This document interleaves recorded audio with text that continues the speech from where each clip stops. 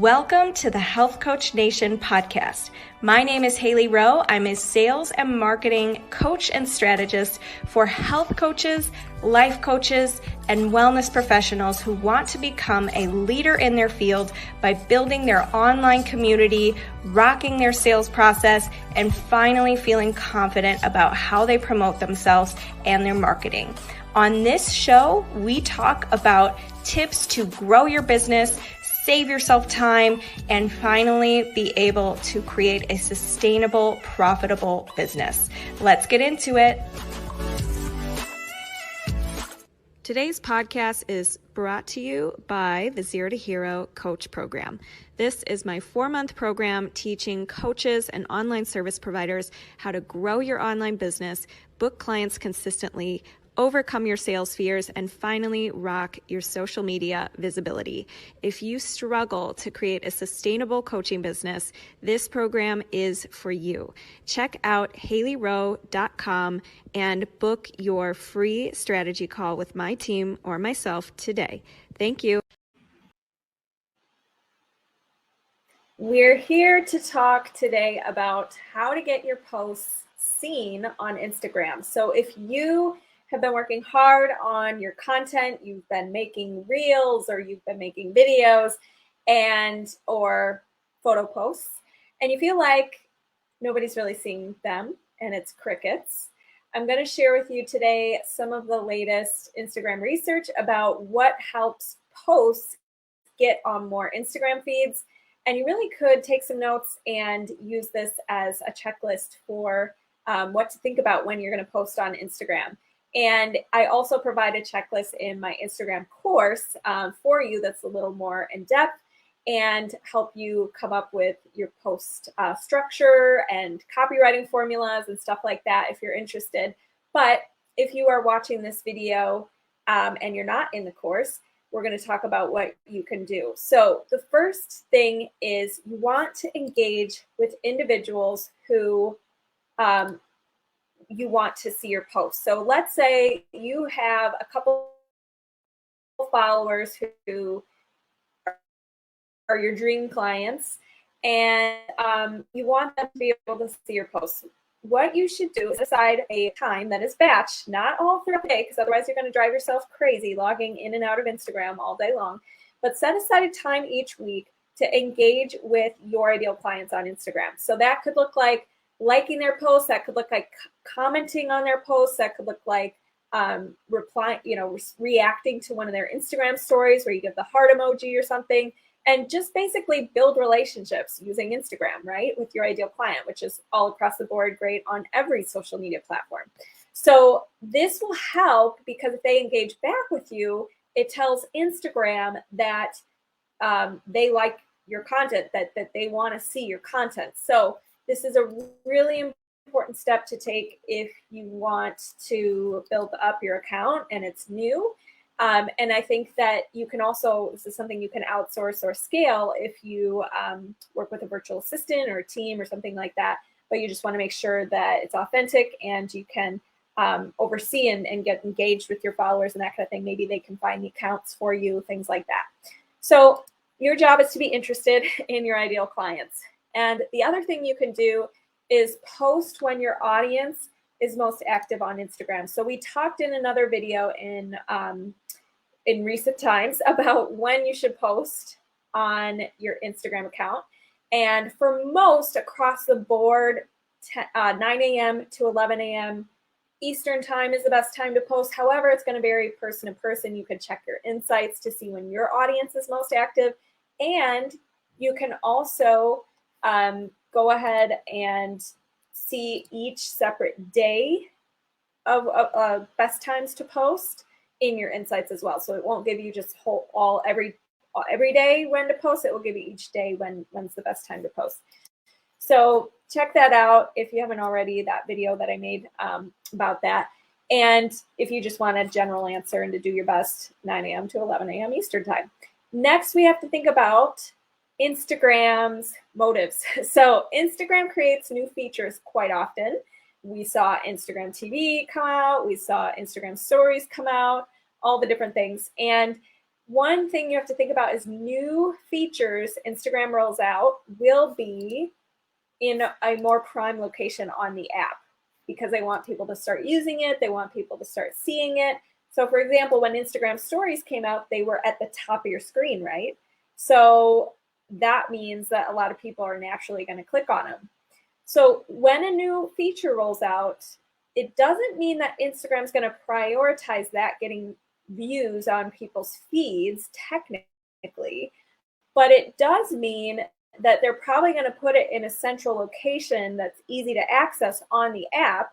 And therefore, as a result, more people are going to click on it, or more people are going to watch Instagram stories, or more people are going to view reels because now they have an icon where you can click directly on seeing a bunch of different reels if you like that, right? So just make sure that you embrace new features Instagram comes out with. Test it out, try it out, and see if those posts get more engagement than older features.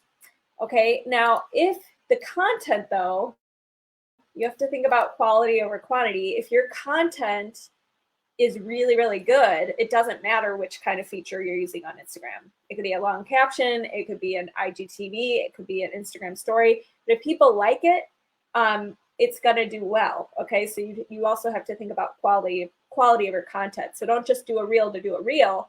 If since it's a newer feature on Instagram, create content that's valuable and people like, and that Instagram will reward you. Okay, so the next thing you want to think about is having a variety of post types. So you can have an Instagram feed that's diverse. So you can have some that are carousel posts, some that are just a photo post, some that are live or a video, things like that. Instagram doesn't actually directly favor one type of post. It favors what people like. So each individual has a different Instagram feed based on the kind of content they enjoy. So if they love watching videos, their Instagram feed is going to be a ton of videos. If they love liking photo posts, then their feed is going to be a lot of photos. So this is why you want to diversify, because if you want to be nice and you only post videos, you're going to only show up on people's, you're going to show up on other people's accounts too, but you're going to mainly show up on people's accounts who love to watch videos only. So think about how you can diversify. The last couple of things to keep in mind is when it comes to hashtags, use them. And when it comes to obsessing about how many and which ones and all that stuff, first, there is no magic number of hashtags that you need to use. A lot of people say, oh no, the magic number is 8 hashtags, or the magic number is 11 hashtags. And yes, according to Ad Espresso, who is an advertising, they did a big advertising, or their advertising blog, but they did a big search and found that a good rule of thumb is to stick with 11 hashtags per post. But it's also been found that it depends on the individual, depends on the post, anywhere from 11 to 30 hashtags. 30 hashtags is the max amount of hashtags you can have. Anywhere in that range is a good rule of thumb. So test it out for yourself and do some that are just 11 hashtags, do some that are all 30 hashtags, and see, look at your insights and see what kinds of posts get the most engagement and things like that. So don't, and there's actually a spot in your insights where you can look at, I believe, how many people saw your posts based on the hashtag. So you might want to check that out. Now, the other thing to think about for Instagram stories is that you can only have 10 hashtags per story, because that's a different type of content on Instagram. So Instagram feed, you can have anywhere from 11 to 30 hashtags to help your post be more searchable in certain hashtags, right? Instagram stories, you can only have 10 max, okay? And you can actually hide those hashtags. For me, the way I explain that is I type them out and then I shrink them like this with my fingers all the way until they disappear. But there's other ways to blend your hashtags, like turn them all black and put them against a black background so you can't see them, that kind of thing. But I do recommend hiding them because otherwise it's going to be really crowded in your Instagram story if you have 10 hashtags per story, and not going to look very good. So just try to shrink those, try to hide those, but you don't need to use 10 for every single one. You might drive yourself crazy. but try it out and get yourself as many views as you can by using hashtags, period. So do use hashtags. And as far as researching hashtags, what you want to think about is, again, a diversified strategy. So you don't want to use hashtags that have 6 billion posts per day using that hashtag, because you're just going to drown because it's such a crowded hashtag. But if it's a hashtag that has anywhere from 10,000 or even 5,000, if you want to do a couple that have just a small amount of posts, all the way up to maybe 500,000, that would be a good idea, because you actually have somewhat of a chance of being in the recent tab for that hashtag when people search it. So that's something to think about, is kind of pick that range, that golden range of like 5,000 to 500,000, and do a couple that are high up in the 500,000 range, do a couple that are in the 5,000 range, etc. And the last tip that I have for you is, remember that Instagram does reward engagement. So if people comment on your posts, if you're getting DMs, if you are getting reactions to your stories, you are getting saves on your post, which is that downward flag thing on an Instagram post, you're getting shares, which is that paper airplane icon. Those things, Instagram's like, ooh, people see this content as valuable and engaging. I'm going to help more people see this because it's clearly a good post. So try to encourage in your captions, hey, you know, comment below or save this post for later if you want to refer back to this recipe or whatever it is. That would be a good idea. And remember to, when you're replying to comments, remember to engage with more than just a thanks or cool or yes.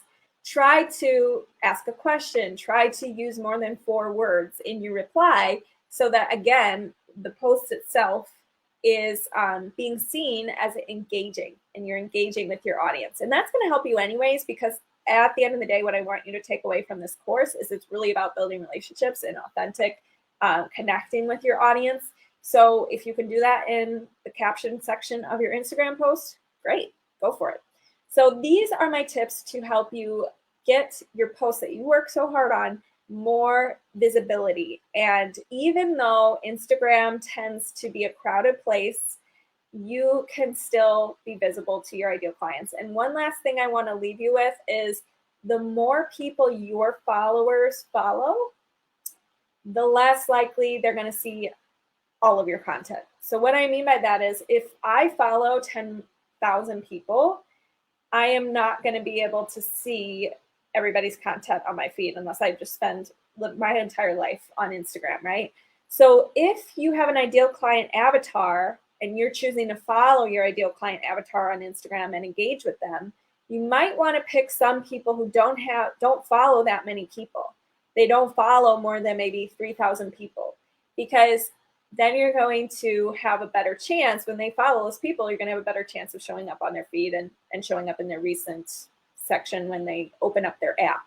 Okay, so I hope that this helps you. That doesn't mean stay away from people who have a lot of followers, but it does mean if you are manually adding your ideal client avatar and following them and engaging with them, you probably want to pick some people who don't have loads and loads of followers to help yourself out. So this is going to be available for you if you need it. And if you have any questions, let me know. Thank you so much for listening to today's episode. And if you liked it and want to reserve your very own free sales audit, go to haileyrowe.com/strategy-call to book your very own free sales audit. On the call, we'll talk more about the common concerns you get from your ideal clients, how to overcome those concerns, how to coach through objections, how to change your mindset around sales, and improve your sales process so you can be closing and converting more clients. I can't wait to connect with you, and go to haileyrowe.com/strategy-call to take the first step. Thanks so much. Have a good day.